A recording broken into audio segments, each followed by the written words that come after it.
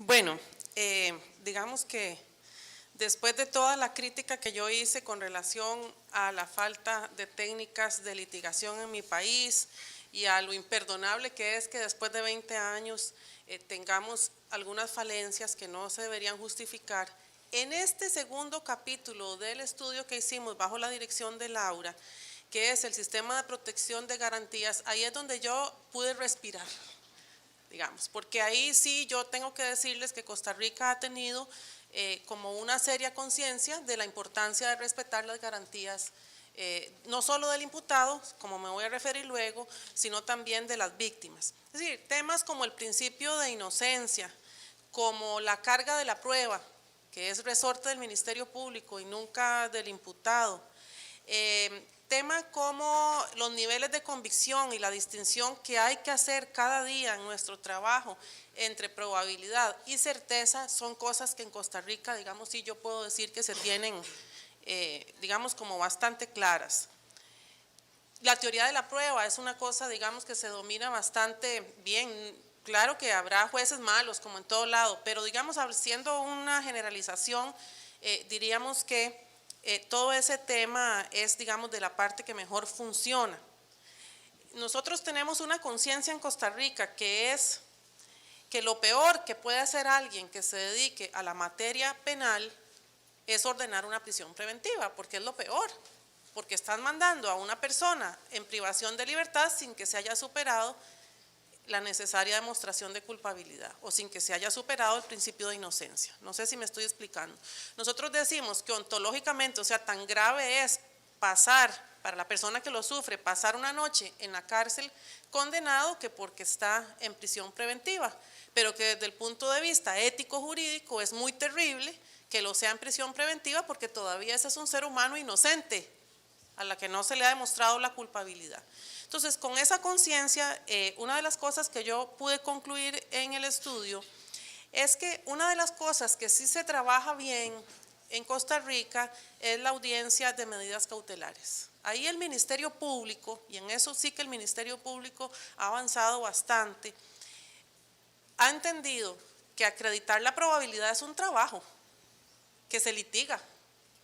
Los defensores en mi país, me parece que igual que en República Dominicana, ya lo habíamos hablado nosotros dos, son como defensores muy buenos, tienen mucha historia la defensa pública en Costa Rica. Entonces también han aprendido a litigar muy bien, digamos, esa audiencia.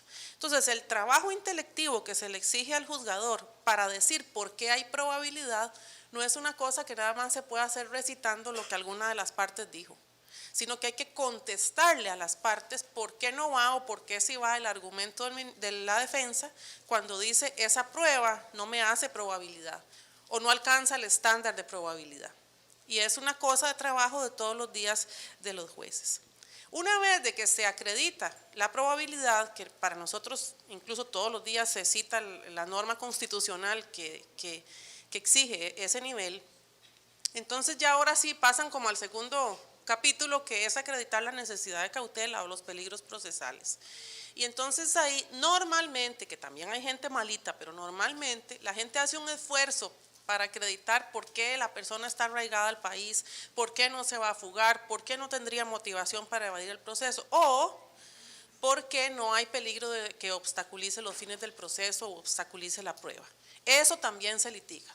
Sí se resuelve todo al final, pero cada parte se da el trabajo de referirse a ese tema de manera desagregada. No como he observado tal vez en algunos otros lugares que todo lo hacen entre una bolsa y no se sabe cuándo es que se está refiriendo a un punto y cuándo al otro. Y finalmente, la otra cosa que ha significado para nosotros tal vez como el control, el autocontrol de calidad de esas decisiones, es haber comprometido a los jueces con el principio de proporcionalidad. Porque el principio de proporcionalidad es un principio de derecho público que importamos a la materia penal para garantizar a la persona de carne y hueso que esa disposición del Estado que lo priva de libertad no es arbitraria. Entonces, obligar a los jueces a decir por qué esa medida es idónea, por qué es necesaria, o sea, por qué el peligro procesal no puede solventarse con una medida menos gravosa y por qué es proporcional en sentido estricto, obliga no solo al juez, sino a las partes a motivar todo ese tipo de aspectos y muy concretamente a justificar el plazo de la medida, porque en Costa Rica no se valen ni las prisiones preventivas automáticas ni tampoco por plazo legal, sino que hay que justificar. Si es 15 días hay que decirlo, si son 2 meses hay que decir por qué y si son 6 meses igual. Nunca se vale por todo el plazo de la investigación porque es una cosa, digamos, que rompe con esta idea del principio de proporcionalidad. Entonces, básicamente respecto del imputado, yo podría decir con un poco de paz que en términos generales se tiene conciencia de las garantías. ¿Cuál es la lástima de no dominar las técnicas de litigación en la audiencia preliminar y en juicio? Porque ya digo que la audiencia de prisión preventiva en mi país es presentable, digamos, desde el punto de vista acusatorio. Bueno, que si usted no domina las garantías, lo que está corriendo es el riesgo es que una parte asuma el rol del otro y eso genere anular el rol de una de las partes y que el juez se exceda. Y eso tiene un impacto en las garantías, necesariamente sí. Pero en lo que atañe a las medidas cautelares, me parece que hay bastante conciencia de que siempre que sea necesaria una medida cautelar menos gravosa, no debería ordenarse la prisión preventiva. Esto no quiere decir que no haya politiquillos que quieran ir a ganar unos votos a la prensa y decir que las medidas cautelares son una alcahuetería, siempre los hay en todos los países. Pero me parece que hay una relativa paz de los jueces que si saben motivar con estos puntos que indiqué una prisión preventiva, pues no va a pasar nada, no lo pasaría ni a nivel disciplinario, digamos, ni a otro nivel.